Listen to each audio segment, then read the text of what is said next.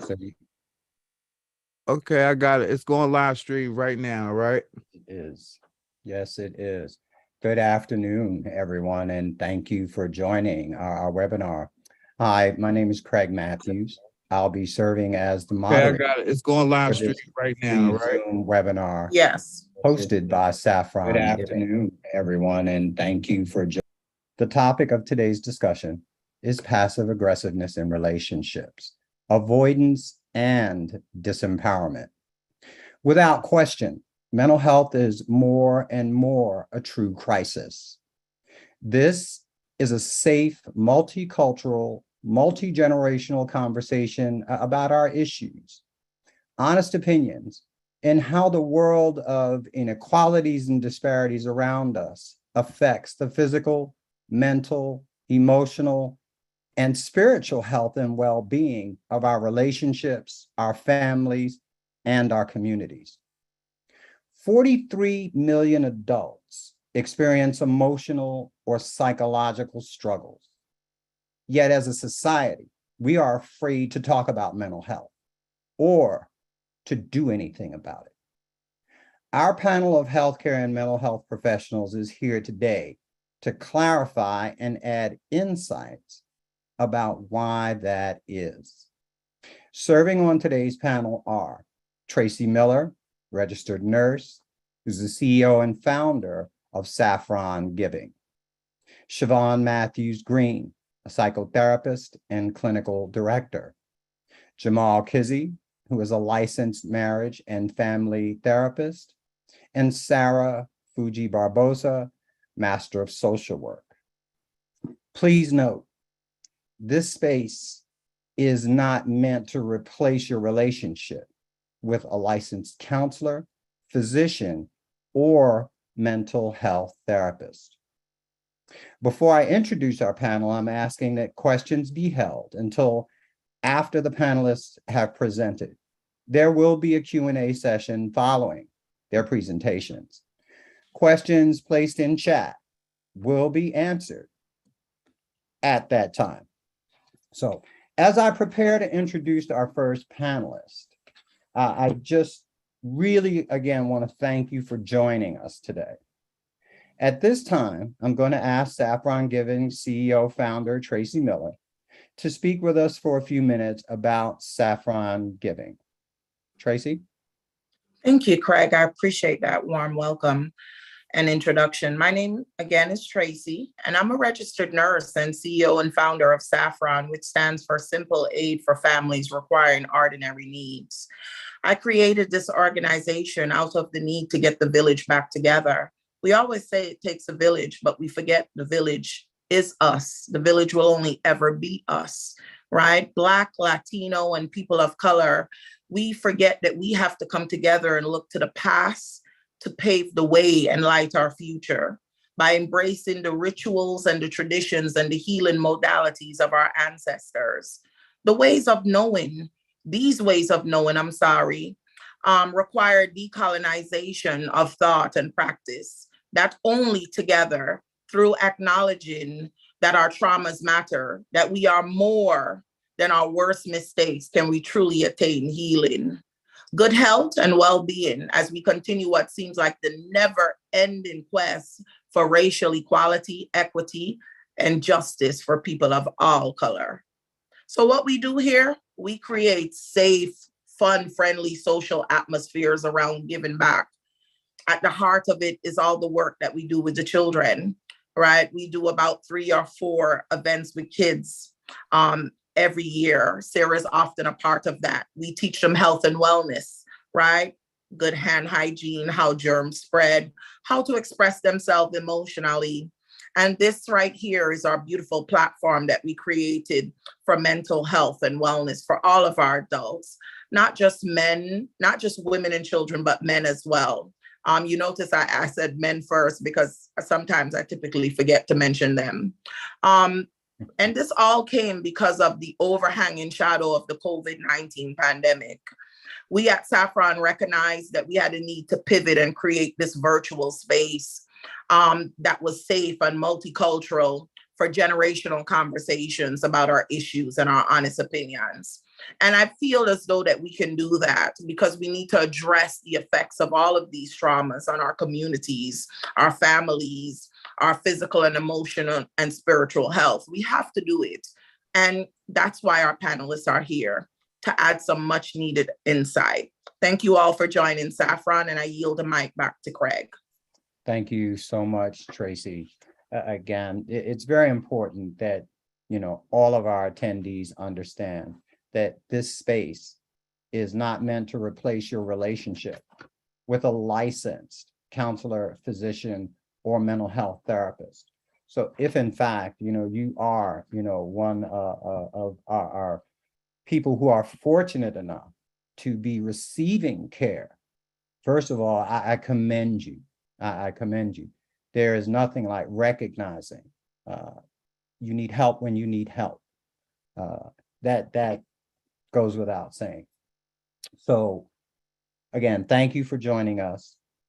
Now I would like again to ask Tracy if she would come back to us and present now, not as the founder and CEO of Saffron, but as a registered nurse with insight that she would like to share with us on our topic. Tracy?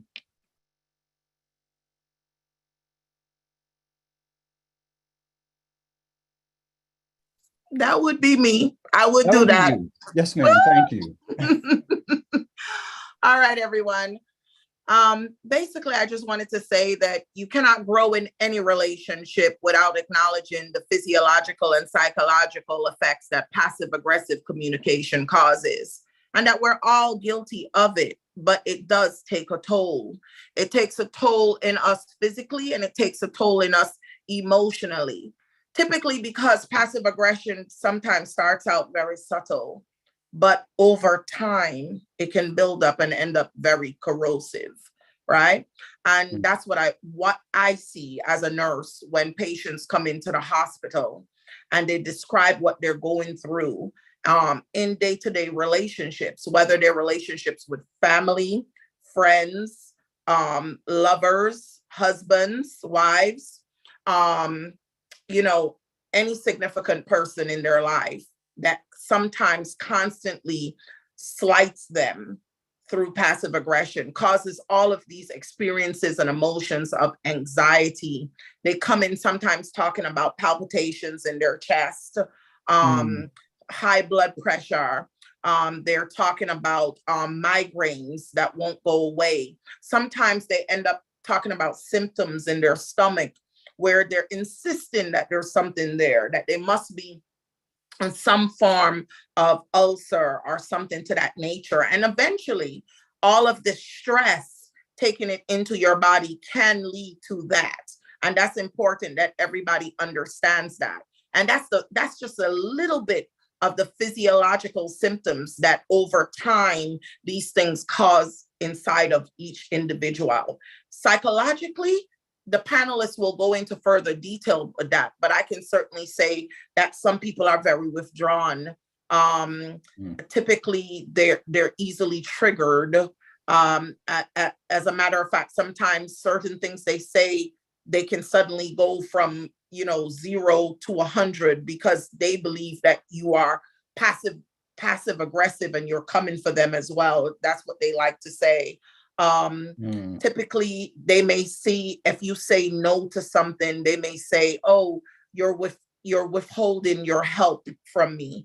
You're doing it deliberately." Or they may think someone is gossiping or talking about them, or someone is not really being honest with them, that they're having remarks about them or talking about them. So these things build up in their mind. And over a period of time, if they're not able to speak to a healthcare professional, they don't have a friend or someone that's dealing like this expert panelist in mental health issues to talk about the emotions, it erodes the relationship that they're involved in. If they're not expressing themselves and how it's making them feel, it erodes the relationship eventually.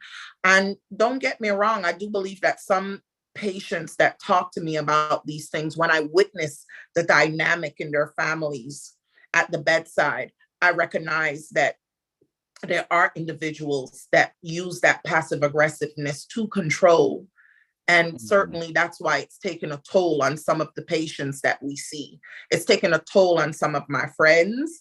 It's taken a toll on family and relationships with loved ones. I'm seeing this because we're accepting it. It's sort of become the norm, right? It's what we're doing now. It's how we're communicating with one another.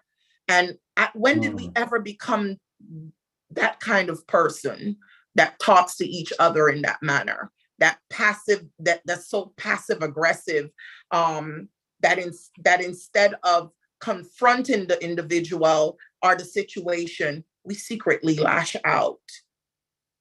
Do we want to be that way? How can we stop that, panelists?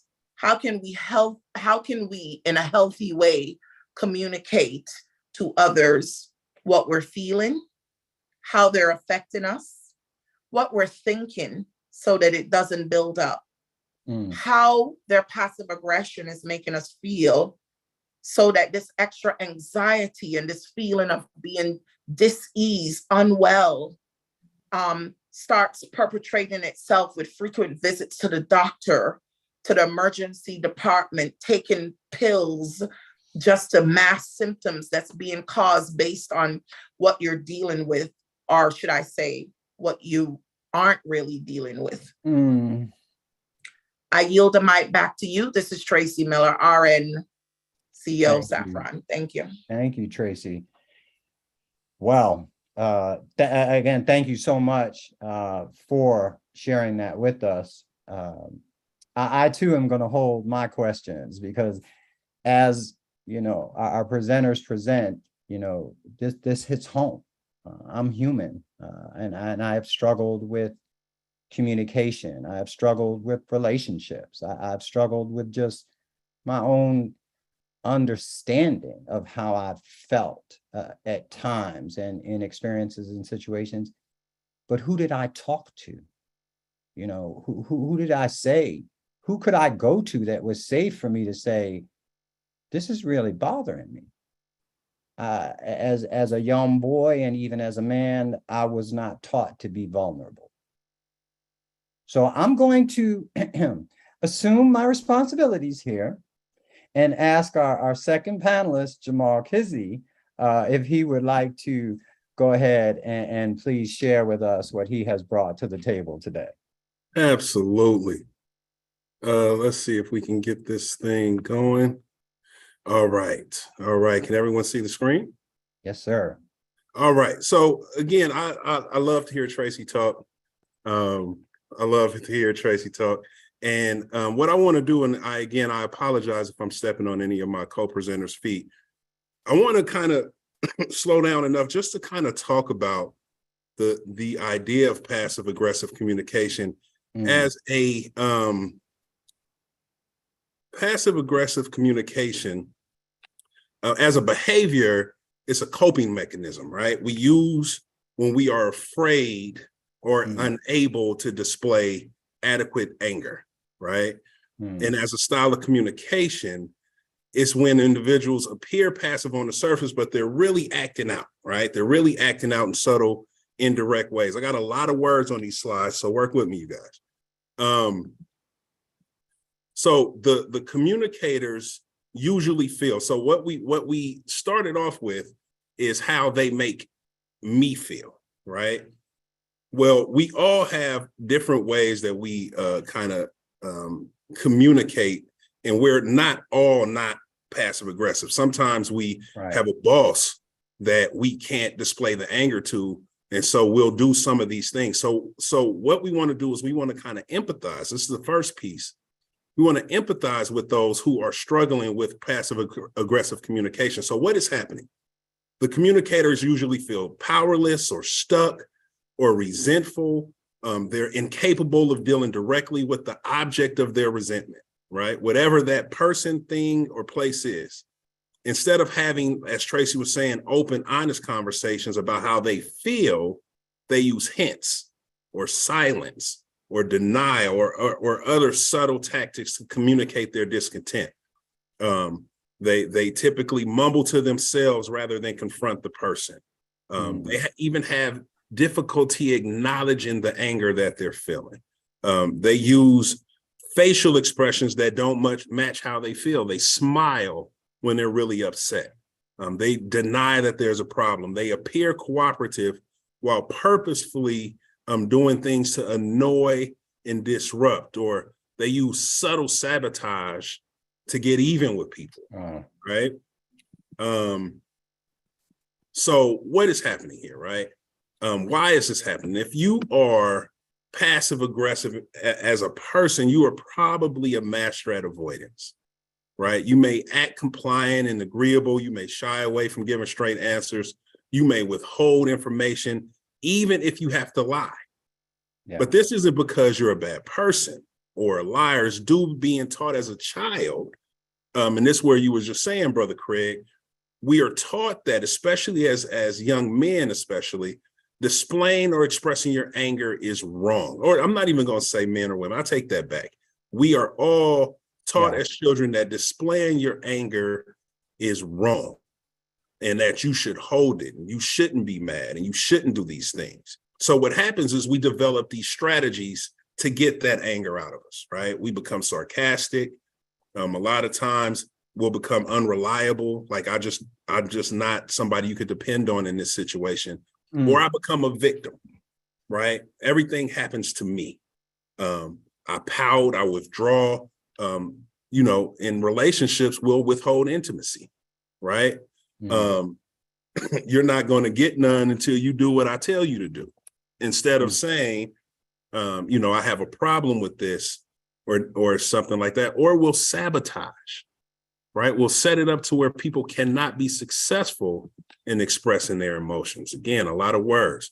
So how do we deal with it? If you suspect that you, right, we're not talking about somebody else. If you have learned to express your anger in a passive aggressive way, the key is learning to express it in a different way, in a healthier way. And the best way to do that is to understand when you are angry, right? There are always clues to when you are angry. And not just because you did something. I'm talking about before. When you start feeling that thing bubble up, when you start feeling that thing coming on, what are you paying attention to, right? What are you feeling? Is your body tense? Do you feel like your heart dropped like you were on a roller coaster? Are you shaking? Are you warming up? Are you feeling agitated and can't sit still? Even if it's clenching your fist or you raise your voice to change your tone, you may start to feel depressed or irritable or guilty, or you feel anxious. You want to run and get out of the situation. You just don't even want to deal with it. Or you become overly critical or overly sarcastic, and you may even fantasize about getting revenge. So the key here is how do we deal with it? And again, I'm going from a place of yourself, right? Yeah. How do you deal with it? You have to identify your triggers, right? Knowing what causes you anger and knowing the clues that you're getting angry is the foundation of taking charge of your anger, right? One of the things we do in my practice, we talk about mindfulness. We become aware of where I'm feeling and in my body. We all hold stress in different places. This is where you hear kids who don't want to go to school for certain reasons. They'll be like, my stomach hurts. And this is where Tracy was just talking about people going into the hospital. They feel somatic symptoms. They feel things in their body that are off. Their thoughts become off. You need to become aware of these things without judgment, right? When you are mindfully and intentionally focused on your present, you can start to understand how and why you got there. Yeah. Create a plan for yourself, right? Next time that you're in conflict, next time you're talking with your loved one and it's a high tactic type of thing, when you start to feel upset and get the urge to run away, stay present, right? You try to stay in the moment regardless of the situation. And it's safety first. And instead of running away and trying to cover it up, it won't make you less angry. It will make you less happy, right? When you have something that's coming up and you want to know what's going on and you want to stick in there, don't just get rid of it, right? Talk about it. Because by identifying these clues and being mindful, you'll get a much better at recognizing when you're angry on the inside. And then you can learn to begin to express your anger in a way that will be helpful for all that are involved. I know there are a whole lot of slides there, and I'm sure there are some questions. I hope you all wrote them down. And I feel like I was talking a mile a minute. But the key in dealing with someone that's passive aggressive is not just understanding that it's happening over there, but understanding and sympathizing how it happens in your own life, and then setting up communications where you can have an open and healthy dialogue where you're not just under attack or feeling attacked. I'll pass back to you, Brother Craig. Brother Jamal, thank you so very much. This is exactly what it needs to be. And before we go to our next panelist, Jamal, I really feel very strongly that as we talk about passive aggression and relationships, these aren't just our intimate relationships, let's say, with people of an opposite sex. This can be a relationship you have as a student with a teacher. This can be a relationship you have as a young boy with authority, or with peer pressure. Yes. This can be any interaction with someone or something outside of yourself that causes you pain. Yes. And then you can't process and you become angry. Yes. So yes. I'm not the clinician, but just for the, John Doe, Jane Doe, pronoun Doe layman, it's important to understand, something came to my mind that said, there seems to be times when my fight or flight response is just screwed up. And it seems like I fly when I should stand and fight, or fight when I should fly. But again, how to make sense of what's going on inside when you have no safe place to express it. Especially if you're in, so, okay, let me not, I just wanted to make sure I was where we needed to be. Now, our next panelist is Siobhan, and I'm hoping, we aren't taking away from your presentation, but I have to tell you, I feed on energy, and that, Jamal's presentation is very energizing. So with that being said, Siobhan, please have your say, ma'am. All right, thank you. So good afternoon, everyone. And my name is Siobhan. So I'm going to be talking about a bit more into what Jamal was talking about around passive aggressive communication, but getting that to a place of a more healthy form of communication. And that's assertive communication. So talking a little bit more about what that is, what it looks like, and different ways that you can start practicing that for yourself. So everyone has a, unique communication style. Assertive communication is one of those. The other one we talked about, and Jamal did a really good job of defining that and what that looks like. That's passive aggressive. There's also passive communication, right? That's when you just kind of act very much indifferent. You kind of hold things to yourself. You very much say, I don't know, or, I'm okay with that. You see how I'm like real kind of sad about, I'm probably not okay with it because my body language is giving it away. That's kind of like that passive communication. And you really don't advocate for your needs or even state your wants or anything like that. If there's any conflict, you'll probably flee, kind of like that fight or flight that you were talking about there. And it's usually from some type of learned things. Maybe it wasn't safe. Maybe when you spoke up or tried to advocate for yourself, you got shot down. You're like, oh, that does not feel good. So I don't want to do it again. And then there's this really aggressive communication style as well, right? And this is a bit characterized, it can be a very loud or demanding kind of tone in your voice, kind of like yelling, screaming, and it doesn't even have to be that. It could be intimidating, criticizing, threatening, attacking, all of those things. And so those are some additional styles of communication. And assertive communication kind of combines all of those in a way. It's really like a gold standard of communication. And so with assertive communication, you kind of are able to communicate your own needs and wants and feelings, but in a way that's also respectful. It's very much defined by like confidence, having like a willing to compromise, being able to listen without interruption as well, because a part of communication isn't just what you say, it's hearing as well. Being able to clearly state your needs and wants, being willing to compromise and also stand up for your rights, having really good eye contact, good body language as well. Some things that can be helpful to kind of practice assertive communication is starting with the word I. You might try saying like, I would like, or I feel.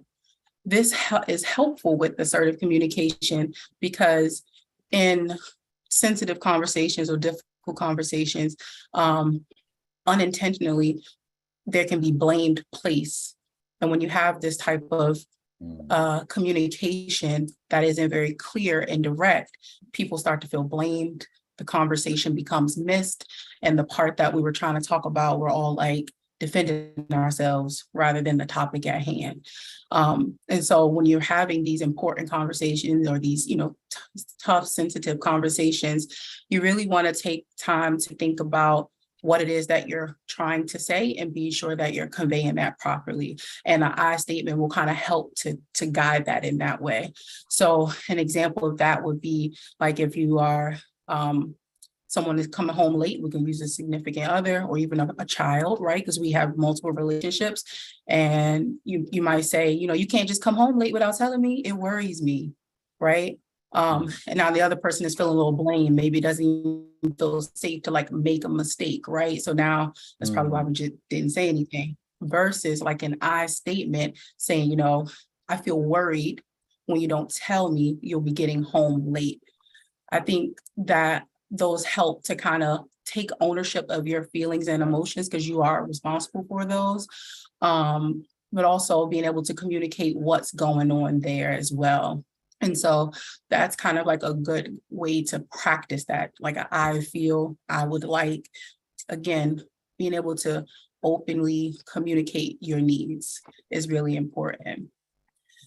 As part of assertive communication, it's also really important to be able to listen and hear properly as well. So you want to practice some really good reflections, right? Having that ability to express your ideas effectively is half of it. Listening is the other part of communication. And it's not necessarily just hearing the words. You're hearing it, you're thinking it, you're interpreting it, and you're striving to understand. That's the point of communication. We're not necessarily striving to just really reply. And so making sure that we're fully hearing what everyone is saying or the other party is saying. And so taking some time to reflect back what they said, paraphrasing in what you heard, and let them clarify if that's what they meant as well too. And that'll help to minimize any type of communication errors that tend to come up as well. And so once you confirm that that's what they've heard, then you can go forward and continuing with that conversation. I think it's important to remember is that, while your body may be communicating some feelings or emotions or even thoughts, you don't want to assume that the person knows exactly what that is. And that's the purpose around like assertive communication. We don't want to expect someone else to read our mind. And so it might be obvious how you feel in a particular situation, but it's up to assumptions. And so everyone has very much different life experiences and their own ways of interpreting the world. And so being able to talk about what's going on is really important. I think something else to remember as well is that a part of relationships is conflict. And with conflict, you got to think about how to work through those as well too. And so when you are communicating and, you know, things just kind of come into a conflict or like a disagreement, remembering to like focus on the problem and not the person. And so trying to like minimize any hurt or harmful statements or things that you might say to each other as well. And I really like what Jamal said, right? Like taking a moment to ask yourself, like, why do you feel upset, right? Like, what are you hurt about, angry about, anxious about, right? Because anger, I think of it like the iceberg, right? We see the tip of it on top, which is the anger, but we have lots of other things at the bottom of it really contributing to how we're feeling. So figure out what you're feeling going into these type of situations as well. And think about that before you start like any type of disagreement. It's also really helpful to focus on one topic at a time, right? If you're going to disagree about who left the dishes in the sink, let's not turn it into watching too much TV as well. One thing at a time. Because it's going to be hard to resolve the dishes in the sink if we add in the television time or whatever that happens. And making sure that you are actually expressing your feelings and doing your best not to place blame, right? You know, the I feels, the I wants, the I needs, those kind of things. And so taking turns speaking is really important too. If you find yourself that you're a person that like, I got to get this point off, or maybe you're really long-winded. There are some people who just like keep going. They think they're short, but they're not. And so making sure you're given space to take turns in your communication. Don't stonewall. Stonewall is where you like purposely ignore people. You maybe act like they don't exist. You'll tell another person in the room like, hey, tell so-and-so this, right? That's a very unhealthy form of communication, very unhelpful as well. And it might seem like easy to kind of retreat at that moment, but it might be helpful to come up with like a safe word or tone, something. I think about someone who said like pineapples, like something that'll have you kind of to pause the conversation rather than to ignore. Maybe it'll be something you both found funny to kind of pause the conversation, but not ignore it. And if things feel too heated, right, that's the time out.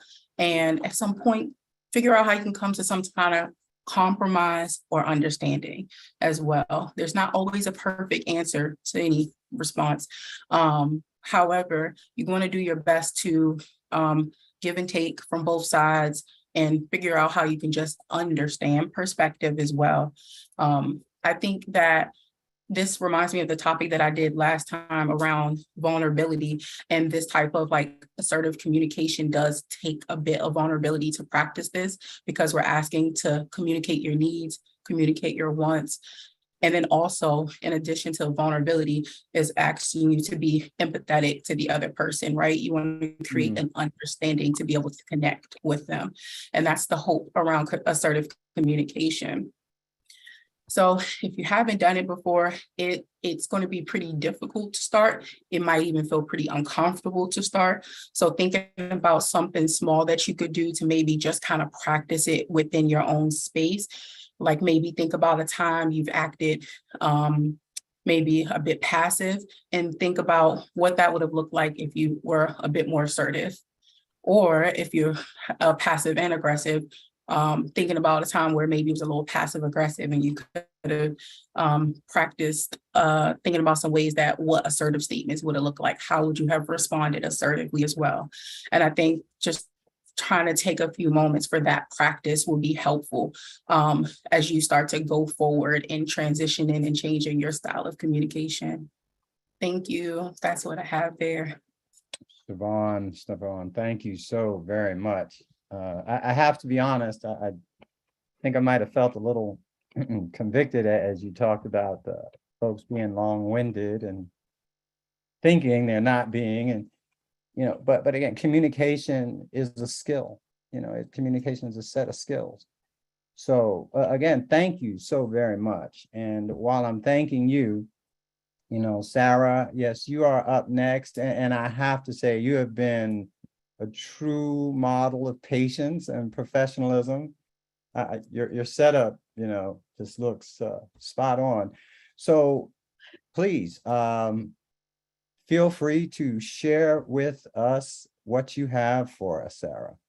Well, we had some wonderful panelists, so thank you both for that information. It was really, really good material and very engaging.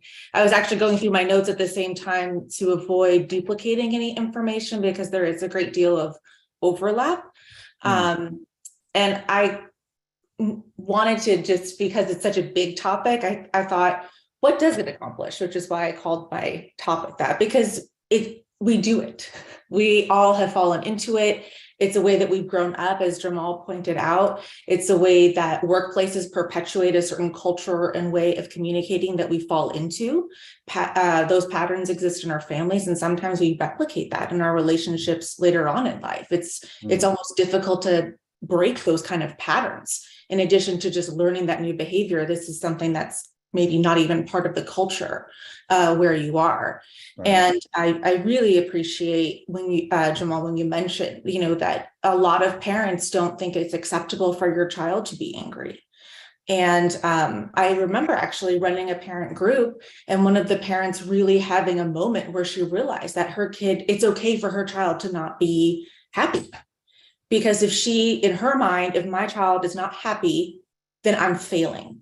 And that is just so unacceptable to even fathom. And I cannot hold that too, because she was already holding a lot. And if my child is not happy and they're angry and they're mad all the time, then who am I? So no, you're happy and you're fine because you have things that I don't have. And there was a lot going on for her too. And I thought that was really important to hear. And it was a big moment for her to acknowledge it. Because we all have feelings and we've all remembered being angry and maybe having our parents kind of shush us for that. Like, no, and I'm crying. Nope, turn it off. No. Yeah. And because parents are people, and that's another big thing. And not everyone deals with their stuff. And that's how these patterns get perpetuated and continued. And that's why some of us have very rude and offensive family members that we see at holidays that everyone in the family acknowledges are very offensive and terrible, maybe terrible people, I'll say it. Everyone talks about them later. Gossiping, that is the form of passive aggressive communication, just gossiping about it later. It's like a debrief after the family event where everyone talks about that person, where everyone already knows it, but no one says anything. No one calls it out. No one makes an effort. And then maybe you see someone maybe bravely try, and then no one backs them up.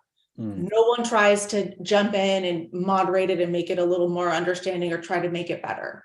And so maybe, passive aggressive communication and, really what it accomplishes is sort of like maintaining a status quo that maybe wasn't very satisfactory to begin with.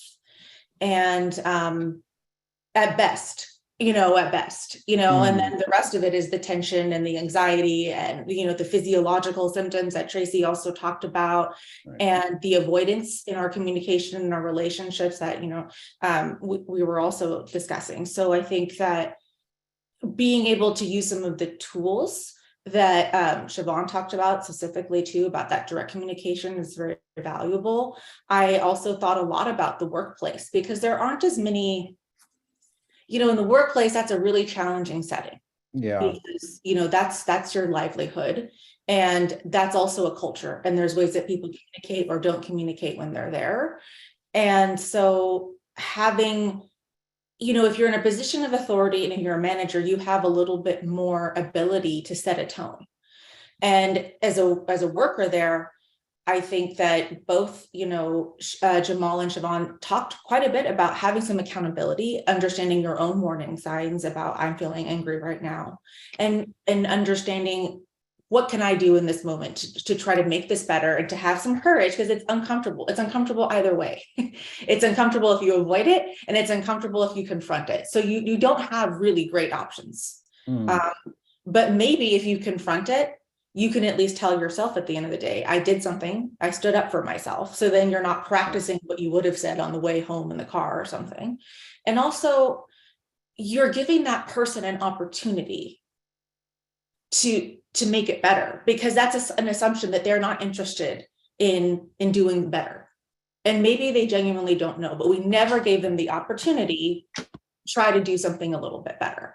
And I think maybe some of us have even had someone say to, when maybe we had an attitude when they asked us to do something, like, okay, and then I see Tracy, because we see it's a lot at work. And plus, when you communicate in text message for your job at all, if you ever do the use or overuse of emojis sometimes, there's that part. Right. But, if someone actually says to you, hey, do we have a problem? And then how often do we actually stop and say, I didn't appreciate that. Or when you said that, I felt very ignored or really undermined. And I would really hope that you would give me a chance to speak. I think we're all in a hurry, I understand. But how often do we stop and do that? Sometimes we do, sometimes we don't. Or it also depends on the tone, let's be real. Some people say, hey, do we have a problem? And clearly they're not interested in having a constructive conversation in that moment. That's their intro to just unleash on you, I guess. So, and as Siobhan said, we need to listen. That's a part of all of this. But having that self-awareness is a big start, and having the courage to also do the work and to say, this is the pattern where I grew up, but I don't necessarily have to perpetuate it. And, there's a book by Kim Scott called Radical Candor. And this is maybe more applicable to a workplace setting, but one of the things that she really encourages, as a manager at least, is to invite feedback first and to model that behavior and to say, is there something you think I could do better? So that you can have those kind of direct conversations that challenge whatever is going on for maybe someone who needs to do some work or maybe improve somewhere. That it's open, and that everyone can at least be open about whatever is holding you back, because as a team, ultimately, especially in a workplace, that's hurting your productivity, and that's measurable in a lot of jobs. So having that modeled is so important. And I think that's important with your children, and it's important with family members who might be open to it. And particularly when you pick a partner, modeling it for them. I would want someone to say this to me in this way, or I would want to be heard in this way, and having an understanding about rules of engagement with your partner. Maybe you decide to formalize it in an emotionally sober moment. Like, hey, if we're upset, let's just, maybe have that safe word for fruit, like a pineapple, like Siobhan said, or something like that. Like, we just need to have a timeout. And, this is just a matter of us saving us from ourselves, so we don't just get carried away, because we're both stressed out and have no patience right now. And this is not a time that anything productive is going to happen. Or maybe it's a matter of, okay, if we are going to talk about something in the moment, we're not going to bring up 10 other things, as, Siobhan said, like, let's just confront what's happening right now. We're not talking about the 10 last things that happen, because keeping score like that is a form of passive aggressive communication. You shouldn't be keeping score like that, and not to be super biblical, but, love keeps no record of wrongs, right? Right. I mean, come on, everyone kind of does secretly, but ideally, we don't do that. So I think that having those kind of rules for engagement, even if they're not formal, you can model it, and you can be, and without knowing it, you're creating that culture within your own family and relationships by speaking in I statements, by taking a breath, by showing that you're listening, and then especially if it's one of your children saying, I would really like for you to let me talk, because I'm letting you talk. And I would like for us to take turns, please. Because taking turns is something we learn in school. It's part of why you go to school and you interact with other children. You have to take turns, because, all of us have to wait in line, wait in traffic. It's turns. We have to take turns. So it's manners also. But modeling it, I think, is a huge, as burdensome as it can be. It's a way of introducing it without trying to, educate someone and say, well, this is how you're supposed to do it. Especially if they aren't open to talking to someone about how they feel, or going to, say, couples therapy or family therapy or something like that. Taking accountability for how you are carrying yourself and communicating, you can at the very least set a good tone, or an ideal tone. Thank you. Absolutely. Absolutely. Thank you so much, Jamal, Siobhan, and Sarah. I really personally, I wish we had a whole lot more time to really let the three of you, offer even more insight and understanding. So, as I'm processing this, it seems to me that passive aggression in relationships works through us as children and as teenagers and as adults and as so, I guess what I'm asking is, like, clinically, is this trauma on top of trauma on top of trauma not being addressed and then confusing us when we want to act or when we want to what and I guess what I'm asking is, because these are behaviors or ways of communicating, how do we get into these patterns? What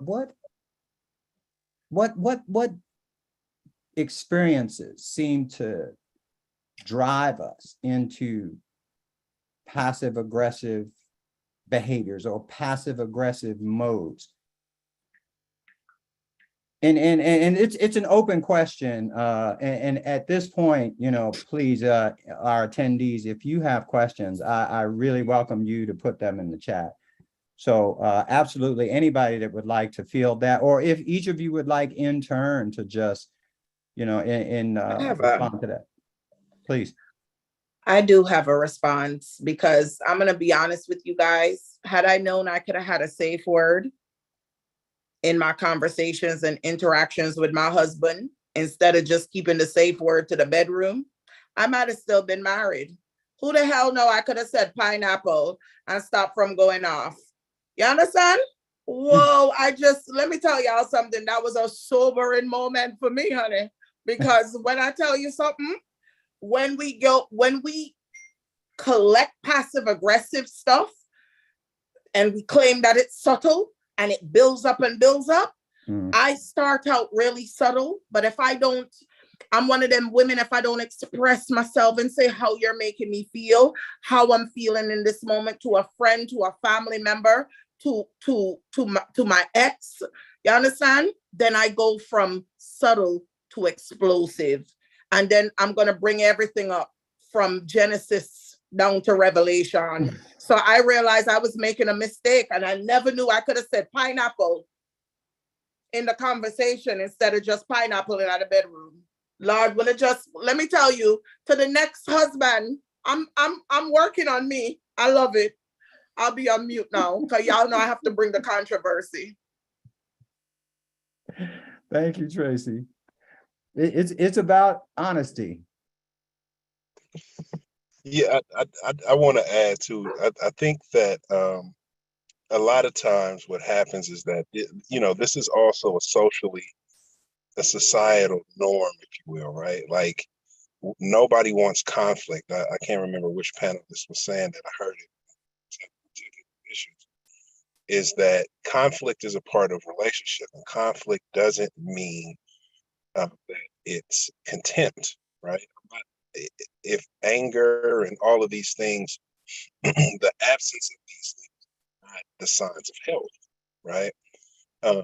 They're actually the signs of passive aggressiveness. So creating a way to kind of have the conversation. I know a lot of times as men, we are conditioned that, your woman should always be happy and she should never, this, that, and the other, and you have to hold it together and be the provider and this and that. Whenever you start operating in extremities, like Sister Tracy was just saying, I'm either cold or I'm boiling. There's so much gray area. And sometimes it takes a second that when you're not in conflict, that you design, how do we want to be together when it's not going so good? When you're having a good point, like, how do we argue, right? What's the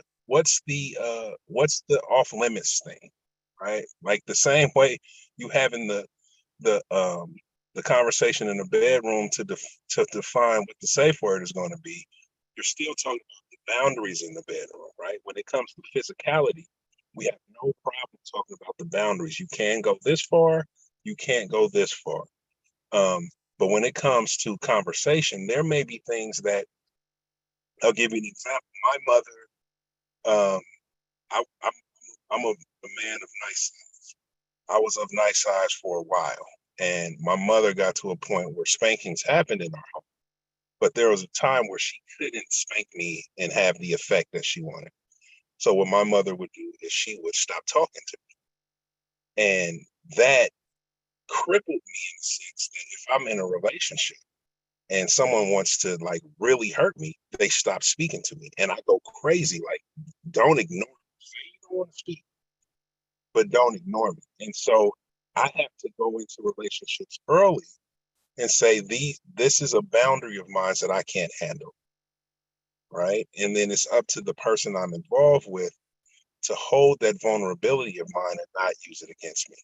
So where our passive aggressiveness comes from is throughout our lives. It's not just relationships, but it's a way to be able to express to your boss, to the family member that's being disrespectful, to your neighbor that's not doing or listening, or your coworker, how to express and take care of yourself in a way that you feel seen, heard, and valued, if you will. Jamal, thank you. We have asked our attendees, we have opened their mics and asked them for any questions, but I'm sorry, Siobhan or Sarah, if either of you, have, anything else you'd like to add right now, please feel free. I wanted to just add too, in terms of a romantic relationship, because you're partners. I mean, your credit is tied to each other. I mean, it's a big thing. It's not just romance and love. I mean, you're making a lot of decisions together, and even a lot of small decisions, you make about, this is what we're going to do for dinner. Then it's a big one. Are we having children? Where do they go to school? Do we live here or not? And all of those things. And I think that what Jamal said was so valuable in that, if you know that you have a specific vulnerability, you're trusting that person to not weaponize it, just because they're feeling angry.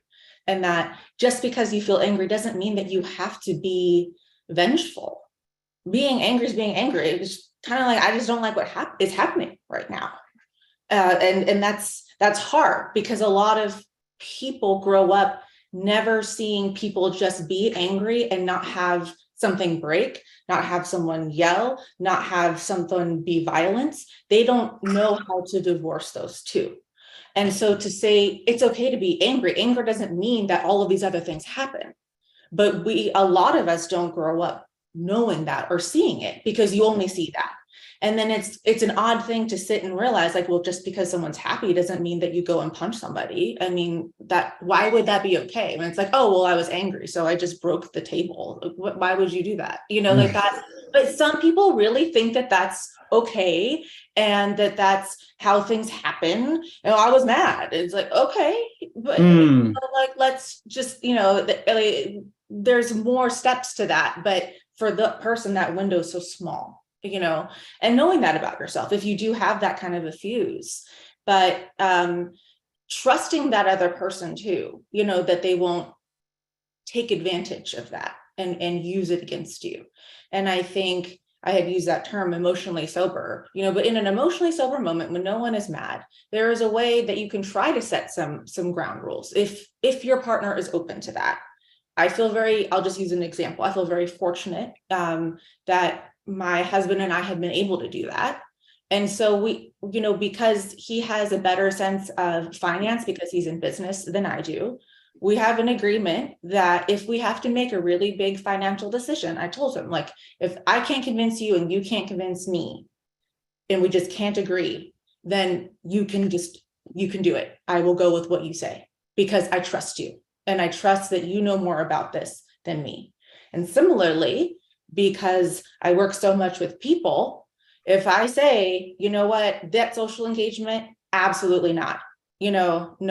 And we just can't agree about having someone in our home, about what we are committing to in our free time. And we can't convince each other about it. That's an example of it. So far, thank God, 5 years and we haven't had to use it. But we know it's there and we don't abuse it, is also what I'm trying to say. Like, he's not, well, you said that I could just, no, it doesn't mean that. Usually we can have a conversation and a discussion, and we have a similar way of thinking about things. And if you explain your thought process, usually it's like, oh, that makes a lot of sense, because we like to believe that we're logical people, right? If you have the same buy-in and the same goal. Yeah. But just as an example, that's something that has seemed to work for us, because it also really acknowledges the strengths that your partner brings to the table, and saying that, you're really good at this and you're probably better at it than I am, and that's okay. People are better at a lot of things than me. I'm okay with that. And why not enrich my life that way? I'm lucky that you chose me, and then he's lucky that I chose him too. And I want to believe that about each other. So I think that there's a really beautiful and respectful way that you can do that, again, as long as no one takes advantage of it. That's awesome. Thank you. Well, Siobhan, it's your turn. Okay. I'm not going to deny you. Well, I'll be quick and say that, passive aggressive communication, and aggressive communication just are learned based on our experiences.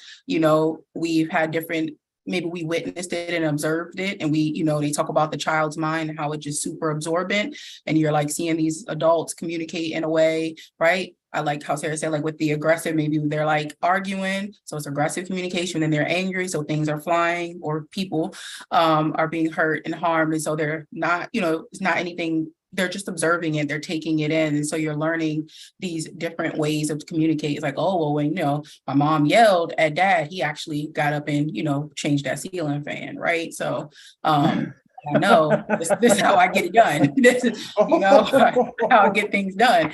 And so I think it's just some learned things, right? And I think it's a process of unlearning or learning things in a different way. And I saw one of the questions in the Q&A was passive aggressive communication ever okay? And Jamal was like, yeah, in times of safety. And I think about, we do need aggression, right? At some point, right? We do have to be aggressive sometimes in things where we're not safe. But oftentimes these things are coming up like our fight or flight in things that are not necessarily actual safety, right? We're hardwired to have these kind of alarms to go off internally, to have biologically all of these things to happen. But oftentimes we may not be in a space where we need these alarms to go off. And so cooling them, calming them, and being able to communicate people in a healthy and respectful way, I think ultimately will feel better for you internally. I often think about passive aggressive, how internally you must feel so hurt. It's almost like something's in there. It's like just turning and turning. And so you're so angry and upset or hurt and frustrated because you aren't being heard. You're not being seen. Maybe it doesn't feel safe to get it out. And internally, it doesn't feel good to continue to go like that. It probably would feel so much better to just say, I'm just really hurt right now, rather than, I'm okay, it's okay, or, whatever, what have you. And so that's what I wanted to add in about that. Thank you. Thank you very much.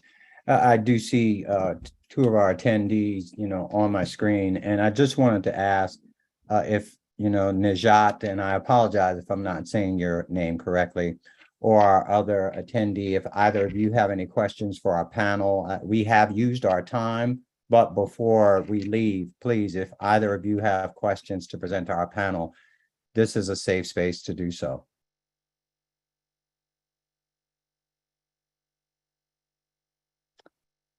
All right. Yes. Yeah, my name is Bishop. I suffer from extreme passive aggressiveness for a long time. And and sometimes I take things to the extreme without even thinking, because this, like, just one little thing could just push me to the edge, and I always get mad. And then after that, I feel no remorse about doing it. Like they deserved it, but they really didn't. But I feel as though because it was building up for so long, and then it's like felt like I felt relieved, felt happy. You know, that makes sense, right? Because that's exactly what I was just talking about, like just that passive communication, just kind of holding it in. And at moments it was probably coming out passive aggressive, maybe said some real curt or short comments, some snarky remarks. And so when you finally release it, I often tell this in the clients that I work with, you know, I think about how we compartmentalize and hold things in is the way that, like, you put air into a balloon. You got big puffs, you got little ones, but if you don't ever let it out, it's going to pop. Pop is going to look different for everybody, but it's going to pop. And you might have said things in the way that you didn't want to say them. You meant most likely what you said. It's not, you didn't want it to come out like that. And so thinking about how you can start to take some of the air out of the balloon so that it doesn't grow so large and so big that it starts to get uncomfortable and the pop happens. So small experiences are constantly adding air, but there's not anything necessarily releasing the air.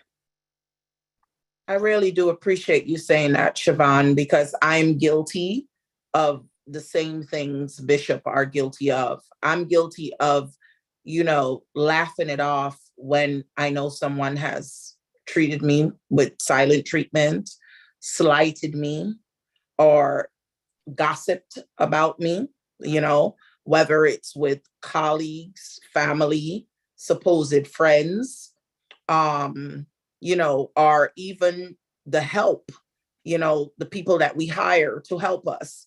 And they talk about us, or talk about me, or even a person that's lying.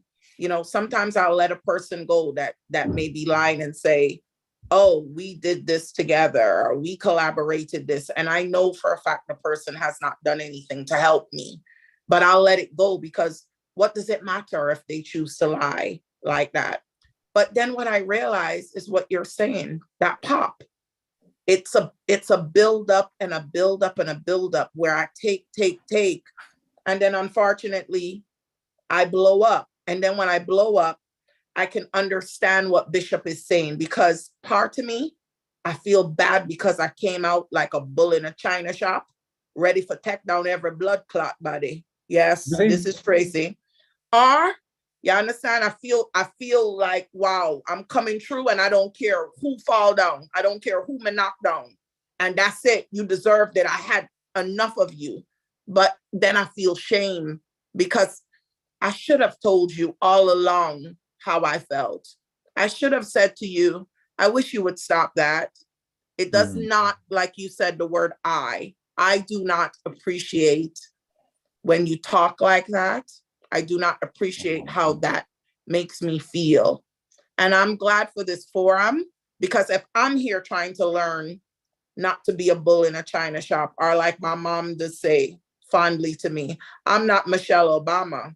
You go low, I go down into the sewer for your ass. See, I don't want to be that person, but I'm comfortable with that too. Because like Jamal said, that's traumas. That's my environment, y'all. Yeah. That's where we from. You eat or you be eaten. And sometimes they force me into that mentality because I feel backed up in a corner. But what I'm learning from this forum is because I wasn't using the assertiveness all along that I should have been. I was not communicating all along the way I should have been. I didn't have a safe pineapple word for my husband. I had like the pineapple. I didn't have. I'm on the damn pineapple. I see you love the pineapple. That pineapple was an aha moment, baby. I didn't have anything like that. I didn't have that agreed upon boundary discussion like Sarah has with her wonderful husband, to whom I love so much. He's so wonderful. I couldn't imagine her getting mad at him or him at her. I didn't have that. You understand? I didn't know how to do that because I didn't grow up seeing that. I grew up seeing one extreme or another with my family, with my parents, with our relationships. That's how we grew up. So you're right.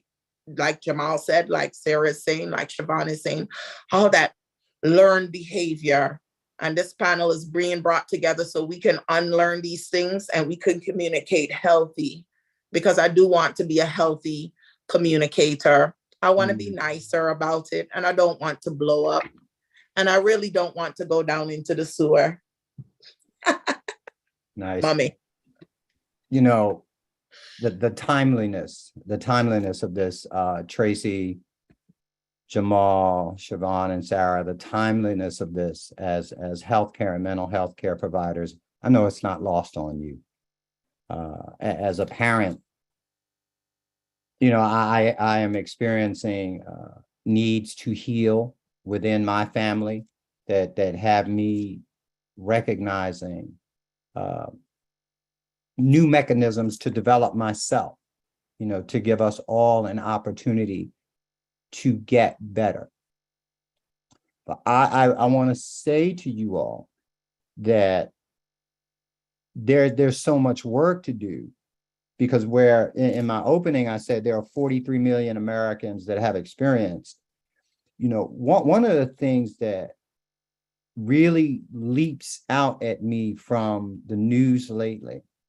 Years ago, when we first heard about school shootings, you had adults that were acting out in behaviors that were affecting teachers and students. You know, they for whatever reason, they were targeting their schools. When I heard the recent story of a 6-year-old taking a gun and shooting a teacher, to me, that completely changed the definition of school shootings, because I'm a former teacher.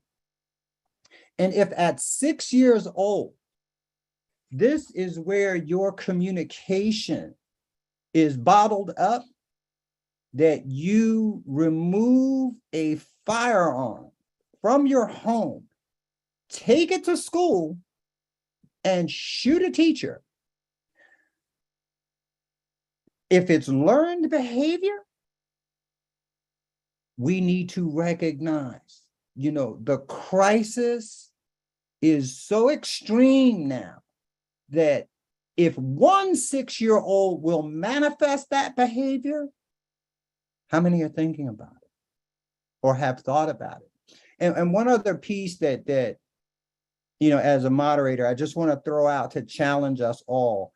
You know, a friend of mine shared with me contacts that he has through working with corporate partners overseas, and how one of his colleagues in Germany had a nervous breakdown at work. And the work culture at this company said that it is more important to us that you get better than the work we have on your plate is. They recognize the value of the health of their employee and her need to take time to heal over, dare say, their bottom line. That's not America. That is not America. We will browbeat you. We will browbeat you for taking time off to get well, or dare say get better. So, you know, again, thank you all so much for allowing me to you know, sit with you all and experience this, because it is frightening. It is frightening. It is frightening to see these manifestations of these behaviors. We've gone past passive aggression. You know, with our children are in these full-blown manic explosive episodes. I don't know if I said that right. Again, I'm not a clinician, but so at any rate, you know, again, Tracy, you know, thank you for the invitation to be a part of your panel discussion today. Jamal and Siobhan and Sarah, thank each of you. I will make sure I, you know, email each of you. I really appreciate it. Just an opportunity to see and hear, you know, from you, and you are invaluable resources to me. Yes, they are. So again, yes. Tracy, I it's all yours. will say before we all go, because we are over our hour and we do really wish that we could, be here longer. I will invite the panelists to come back on this same topic so we can open up for questions. Therefore, our presentation would be shorter if you want to join us for part 2 and you actually would like to be able to ask questions of the panelists. I can bring them back next month for that. But please email info@SaffronGiving if that is something you would really like to do, so that we can, formulate the panelists to do so. I obviously will wait for their response and whether they want to do a part 2 to this discussion or not, and from what angle, because we do recognize it is broad. But we thank you for joining us today. And, we just want to let you guys know that, trauma is going to happen, but suffering is optional. So we're here for you. Thank you. Bless up, everybody. One love. Blessings. Take care.